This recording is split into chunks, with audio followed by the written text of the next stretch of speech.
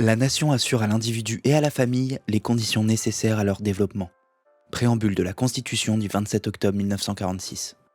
À ses 18 ans, un citoyen français accède à de nouveaux droits et devoirs.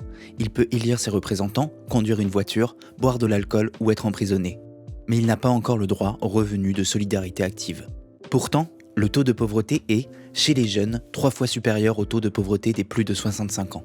Et la majorité des personnes vivant sous le seuil de pauvreté de 1 015 € par mois sont des moins de 30 ans. Parmi eux, le taux de chômage atteint les 20%. Avec la crise sanitaire, la situation s'est encore dégradée. Les différentes restrictions ont détruit beaucoup d'emplois, occupés par des étudiants notamment.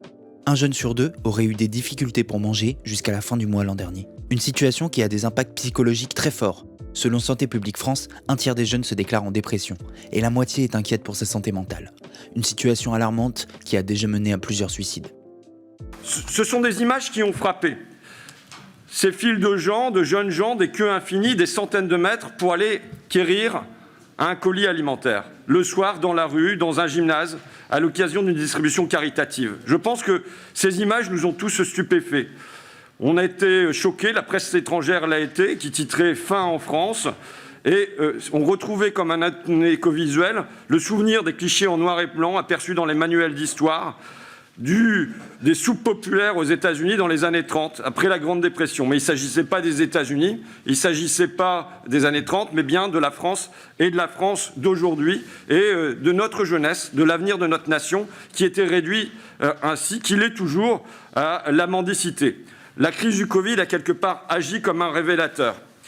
Pour remédier à cette situation catastrophique, le groupe parlementaire de la France Insoumise, par la voix de ses députés François Ruffin et Clémentine Autain, propose de faire descendre l'âge minimum requis pour obtenir le RSA à 18 ans.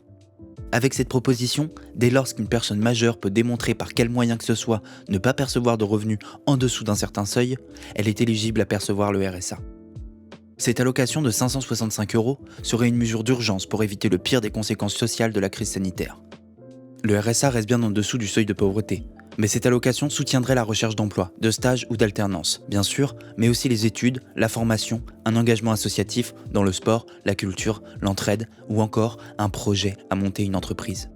Au début du XXe siècle, vieillesse signifiait pauvreté dans les milieux populaires, car les personnes âgées vivaient au crochet de leurs enfants et de la charité. Mais la situation a radicalement changé, avec la mise en place du système solidaire des retraites, après la Seconde Guerre mondiale. Dans les années 1970, le taux de pauvreté chez les personnes âgées est passé sous la moyenne nationale.